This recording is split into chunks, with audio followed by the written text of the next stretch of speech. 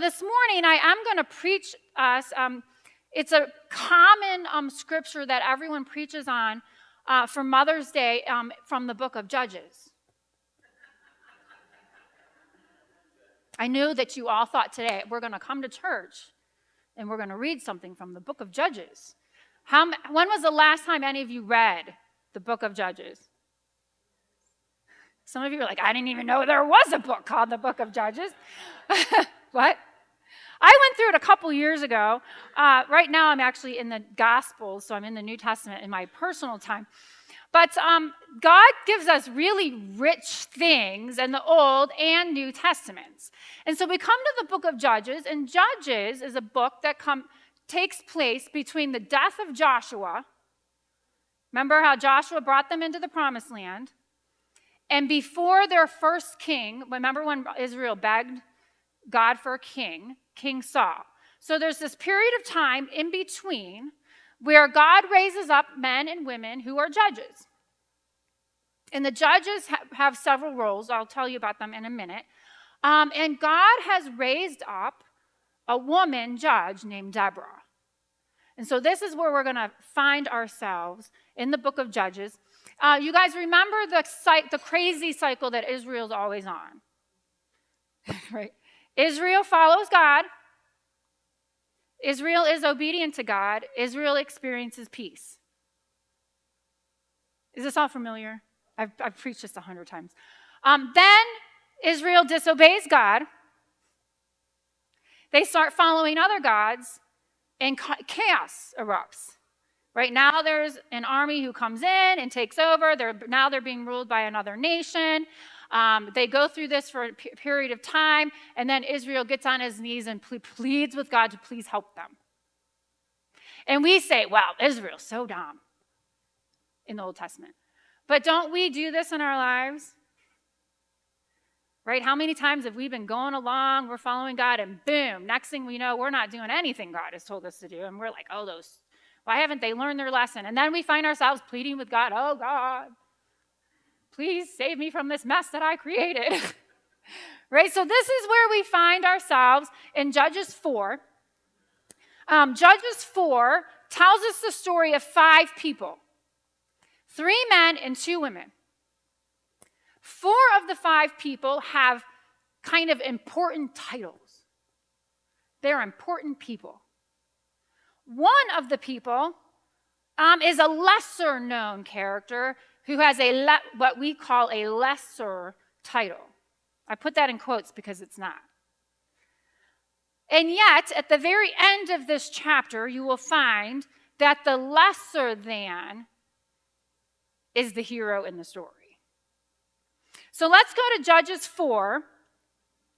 And actually, if I had time, the whole story is found in 4 and 5, chapters 4 and 5. But we're going to read 4 today. There's many words I can't pronounce, so you're going to pretend that I can. And it is a lot of scripture, but I like to tell the whole story. I hate chopping up stories, so I'm going to read you the whole thing. But this is Judges 4. You can read in your Bibles or follow along. Again, the Israelites did evil in the eyes of God, now that Ehud was dead. So the Lord sold them into the hands of Jabin, king of Canaan, who reigned in Hazor. Sisera, the commander of the army, was based in Hirosheth Hogahim. What? Yeah. My dad's super glad he's not reading this today. Because he had 900 chariots fitted with iron and had cruelly oppressed the Israelites for 20 years. Then they cried out to the Lord for help. Why did they wait 20 years? Now Deborah, a prophet, the wife of Lapidoth, was leading Israel at that time. She held court under the palm of Deborah between Rabbah and Bethel in the hill country of Ephraim, and the Israelites went up to her to have their disputes decided. She sent for Barak, son of Oboam, from Kadesh in Naphtali, and said to him, the Lord, the God of Israel, commands you, go, take with you 10,000 men of Naphtali and Zebulun, and lead them up to Mount Tabor. I will lead Sisera the commander of Jabin's army with his chariots and his troops to the Kishon River and give him into your hands. Barak says to her, if you go with me, I will go. But if you don't go with me, forget it. It's right in there. Certainly I will go with you, said Deborah, but because of the course you are taking, the honor will not be yours, for the Lord will deliver Sisera into the hands of a woman. So Deborah went with Barak to Kadesh. There Barak summoned Zebulun and Naphtali, and the 10,000 men went up under his command, and Deborah also went with him. Now Heber the Kenite had left the other Kenites, the descendants of Hobab, Moses' brother-in-law, and pitched his tent by a great big tree in some town near Kadesh. See, this is when I wish I was a little smarter. Where'd I go? Okay, they were under a great tree. When they told Sisera that Barak, son of Obed-Noam, had gone up to Mount Tabor, Sisera summoned from Hirosheth to the Kishon River all his men and his 900 chariots fitted with iron. Then Deborah said to Barak, go, this is the day the Lord has given Sisera into your hands. Has not the Lord gone ahead of you? So Barak went down Mount Tabor with 10,000 men following him. At Barak's advance, the Lord routed Sisera and all of his chariots and army by the sword, and Sisera got down from his chariot and fled on foot. You see what he ran away. Barak pursued the chariots and the army as far as Hirosheth Hogiam, and all Sisera's troops fell by the sword. Not a man was left.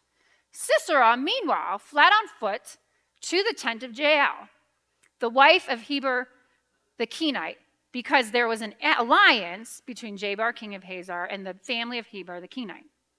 Jael went out to meet Sisera and said to him, come, my lord, come right in. Don't be afraid. So he entered her tent, and she covered him with a blanket. I'm thirsty, he said. Please give me some water. She opened a skin of milk, gave him a drink, and covered him up.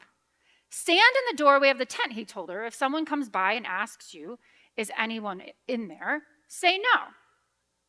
But Jael, Heber's wife, picked up a tent peg and a hammer and went quietly to him while he lay fast asleep, exhausted. She drove the peg through his temple into the ground, and he died. Yeah. Sweet little story for all you mamas. I don't know why people say the Bible is boring. Like, this would be a great mini-series. Deborah and Jael. Just then, Barak came by in pursuit of Sisera, and Jael went out to meet him. Come, I will show you the man you're looking for. So he went in there with her, and there lay Sisera with a tent peg through his temple, dead. On that day, God subdued Jabin, king of Canaan, before the Israelites, and the hand of the Israelites pressed harder and harder against Jabin, king of Canaan, until they destroyed him. Here's a nice, lovely little story for you. Don't you wish I'd done Proverbs 31? I know. I don't understand why people think, oh, it's so boring. So here, are you getting a little picture of what's happening here? Okay? This scene defies all of our expectations. We would expect God to raise up a powerful Israelite warrior to kill Sisera with a sword, not a housewife with a hammer.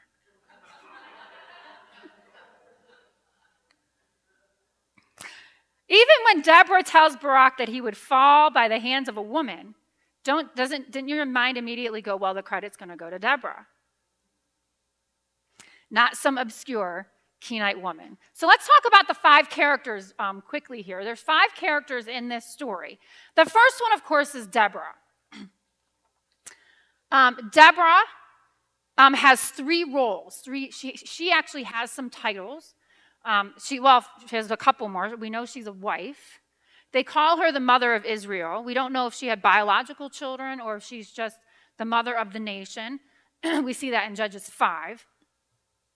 But she's known as a judge who served after Joshua died, but before King Saul. Some other well-known judges are Gideon and Samson, who get a mention. This is a dark time in Israel's history. They're being ruled by Canaan because of their disobedience to God.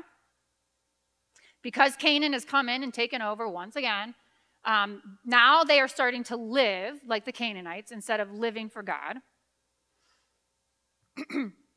And Deborah is described as leading Israel. Did you catch that at the very beginning? Deborah, who is leading Israel. As I was reading for this, I like to read my stuff, my books, I'm a nerd, and was pulling information and research from this particular passage. Some people were saying that Deborah was chosen because no man would do it. And I'm like, well, I can't really find that it says that. It just says that Deborah was leading.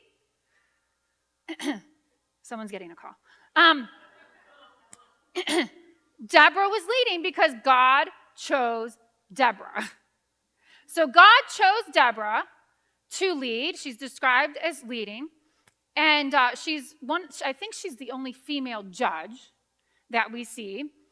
Deborah is a reminder that God is not limited by cultural customs or historical positions. As a judge, it is her role to decide cases, settle disputes, things that a judge would do. Although she didn't have a courthouse, did you notice where she held court? Under the palm of Deborah. That sounds like a cushy job to me, like come and fan me while I make decisions. So she's first known as a judge. The Bible also describes her as a prophet. And we do see women prophets. Miriam was one of them. Prophets that we see in the Old Testament. And by prophet, it means that she gives messages to Israel from God. So at one point, she goes to Barak and says, I have a message for you from God. And then many judges in this time were also known as military leaders. So God gives Deborah a message, and she goes to Barak, who is the leader of the army in Israel. And she says, hey, listen, God has chosen you to lead the army, and you're going to go into battle, and you're going to win. So she delivers a message from God, and she says to him, God has chosen you. Here's the place where you're going to go to do the battle, and you're guaranteed victory. And what does Barak say? Yeah. So how many of us get a call from God and go, yeah, I can't do that. Call that other person. Anybody? Oh, just me. Okay, great. The only one. I remember when, I've told this story before, but when I went to college, I began as a math major. It's not serving me well now at all. The kids came home in 5th grade, and I was like, what is happening? Like, I can't help you, sorry. There's now 25 steps to add 1 + 1. So I don't understand what's happening with math. But my goal was to go to school, be a math and business major, be a businesswoman, wear my power suit, have an office, like a real one, not a cubicle. I was going to have an office, and I was going to be important. And God said, no, I'm calling you to ministry. And I went, no, thank you. How many of us have done that when God has told us to do something? We're like, Moses, remember what Moses did? I can't do this, or this. So call somebody else. So God brings alongside him Aaron. So Deborah goes to Barak, and he's like, well, I can go, but you got to come with me. Sometimes God does provide people to go with us. And so they go, but she says to him, listen, if this is the way you want to do this, you're not going to get the credit for this, a woman is. So we see in Deborah, we see a woman of faith, a woman of courage, a woman of discernment and wisdom, a woman of service, and a woman who is willing to partner with other people to do God's will. Then we see Barak. Barak is the commander of the army for Israel. His army was not trained or equipped as Sisera's army. Did you catch that? They describe all the stuff that Sisera has. He has way less people. He doesn't have chariots. He doesn't have weapons. He's just kind of this, little army. But he was able to recruit some men from some of the 12 tribes, but not all. If you go into chapter 5, it describes how some of the tribes did not send men to go fight this battle. So Deborah comes to Barak and says, okay, we're going to go and we're going to fight this army that has all the stuff. And we're going to win. He was probably like, okay, great. Then we come to Jabin. Jabin is the king of Canaan. And they are the nation that is oppressing Israel at this time. Sisera is the leader of the army in Canaan. He had all the advantages, all the strength, all the weapons, all the training, all the stuff. He should have won. Right? If you looked at that, who would you bet on? We don't encourage that in the Free Methodist Church, but what if you did? Wouldn't we all be like, I'm betting on Sisera? But here's the thing that Sisera did not have, and that was God on his side. And Jael, we know her as a wife who lived in a tent. She's not a judge. She's not a prophet. She does not lead the army. And yet somehow the credit goes to her. Did you see how remarkable, we heard just a couple weeks ago from some people who were in the Middle East a couple weeks ago, how unusual it would be for a man to go into the tent of another man's wife. So Sisera thinks that by taking refuge in this tent that he's safe. And instead he ran into a housewife with a hammer and a peg. So that's the story in a nutshell. If you were to go and read chapter 5, you will get some more details of this. But what are some lessons that we can learn from Judges 4? First of all, we are to break the cycle of sin. Have any of you found yourself on the crazy cycle? All of us struggle with something. All of us struggle with a sin that just we're not breaking, we're not giving to the Lord, we're not settling with God. And maybe God would want us today to say, I want to break the crazy cycle today. And I want to give you this struggle that I'm having and say, Lord, break me from this struggle. Look at all the struggles that Israel had because they could not get off this cycle. They would have 40, 60, 80 years of war and opposition because they would not just surrender to God. Secondly, believe that all people can be used of God. And I've shared this before, but I struggle with this. We think, I have nothing to offer. God could use someone else in a more powerful way. I'm not good enough. Is this, any of you tell this to yourself over and over again? If I just had the gifts of that person. I was just saying to Dirk the other day, well, if I was just like that pastor over there. If I was just, I don't know, again, fill in the blank, taller, thinner, shorter, whatever. If I just had that gift or God could use me better. And I almost feel like, a hypocrite telling the sermon of all of you have worth and gifts when I tell myself that I can't measure up. God calls all of us. He says that all of us are gifted and called by him. All of us can have influence on those around us. We can all be kind to those around us. We can all encourage the people around us. We can all use whatever gifts that God has given to us to show people Jesus. We don't need a certain gift or talent to make a difference in this world. Maybe some of us aren't flashy like others or outgoing like others or have, the gifts that we tend to celebrate. Some of you have gifts that are different, and that is what helps other people see Jesus. I want you to think about your own life right now. Think about the people who have spoken into your life. Wasn't it sometimes the quiet things that people put into your life that made all the difference? Isn't it sometimes the things that we see as small ends up being something huge in our life?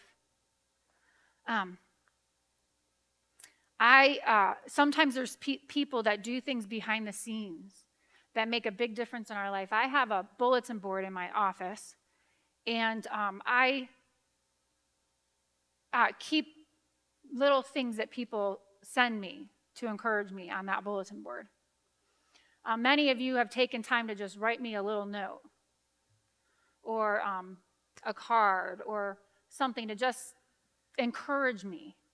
And that's just as important than any title or certificate or award that I could possibly get, because that speaks into my life. And so don't ever say what I have to offer isn't good enough. I have in past times gotten some beautiful, beautiful gifts from some of you. Beautiful. Things that are really special to me, things that people spent a lot of time on. And along with those gifts, some people have given me these beautiful cards. And I know that these were cards that people spent a lot of time trying to find. Trying to find a card for a pastor is really hard. If you manage to find a card that does not say, "To my pastor and his wife,"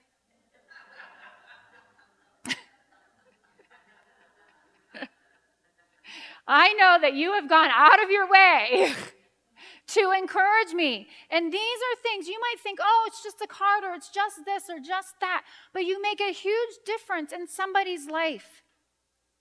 Don't ever think that what you have to offer is too small. And I play this game with myself. You don't have enough to offer. You don't do it well enough. You do blah, blah, blah. God has uniquely gifted every single one of us. So use the gifts that God has given to us. God allowed JL to have a hammer and a peg. Listen, people, if God can use someone with a hammer, can he use all of us?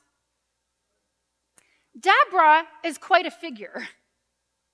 And for me, as a woman leader, she's somebody that I am glad that God included in the Bible.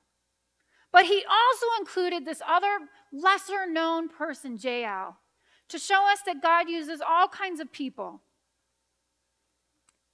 That we all have something to offer, and it doesn't matter what our title is, or our gender, or our race, or our age, or our gifting. We are all important to God. Thirdly, we must learn how to respond when God calls us.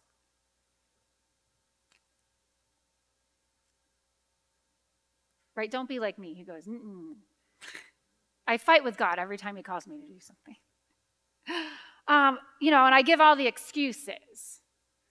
I remember one time I was at a pastor's training. Have any of you ever taken those personality tests?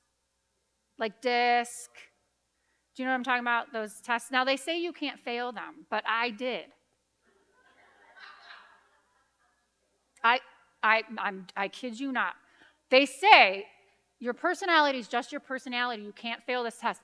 I failed that test because I was told to my face that I have the wrong letter combination to do my job. Have you ever been, well, you can't. I have the wrong personality to do my job. And I struggled with that, like, I don't really know what to do with that. And then I realized that God does not call just one type of person. God does not call people with the right letters, the right DICSC. Is that how they spelled DISC on the DISC profile? Couldn't even tell you. I don't know. I just know that mine's wrong. God does not tell us that we must be this kind of person with this gifts to do this. God calls all of us, and he has called you, and he has called me. And with that, he's equipped you to go do what God has called you. Now, should we always try to do better? Yes. Should we go to the trainings? Yes. I go to the trainings and try to do better and learn some stuff and, figure out how do I change the letters that I made up of, and right? But so always try to do better. But we all have value and worth, and we all mean something to the people around us. Fifth lesson we can learn from chapter 4 of Judges, that we are to honor each other as men and women. Honor each other as people. God has called all of us. Look at what Deborah could have done. Okay, she goes to the leader of the military, the army, and Barak goes, well, I'll go, but you better come with me. Deborah could have fired him. She could have replaced him. She could have taken over. She could have tried to fix him. She could have made him go to training school. Training school's good, okay? But instead, she believed in him and partnered with him. We have created this divide between people in this day and age, haven't we? We are divided by so many things. We're divided by race and gender and political view, etc., etc. The list goes on and on. And yet God says, I want you to partner with each other to go out and make a difference in this world. And all of us together is what helps us reach people for Jesus. So be willing to give the people around you dignity, to make them important, to give them value, to elevate them. I've had a lot of people in my life who just come alongside me and elevate me, make me look better, because we're on this path together as a church, as people. So be somebody who honors the people around you, be an encourager, and use the tools that you have. Yes, should we try to do better and equip ourselves? Yes. When the superintendent says you must go to this training day, do I go to the training day? I go to the training day. Only to find out I'm the wrong letters. That was not one of his training days, but it was not his. Although Brad Button would say it doesn't matter what your combination is, God will use you. But God has equipped you. JL literally just had to look around and she had the tools she needed. Now, I'm not suggesting that all of us run around with a hammer and a peg, okay? My point is not to be like her and just kill people. Don't do that, okay? But let's stop using excuses that we need something else in order to be used of God. And I say this to myself. I always think I need one more thing. If I could just tweak this, if I could just do that, if I could, it's this thing that I play in my head. And God is saying, look at what I have, all the people that I have used. On this Mother's Day, it's not about your title. It's not the role that you play that makes you valuable. You are valuable because God has called you, uniquely you. And he wants us to use what we have to offer to make a difference in this world. And if you're like me, maybe you just need to say to the Lord today, help me to just accept that you have called me in my life, you have a call in my life, and you're just going to use me the way that you choose. And help me to lay at God's feet those things that I struggle with. When God calls you, he helps us to do the task he has given to all of us.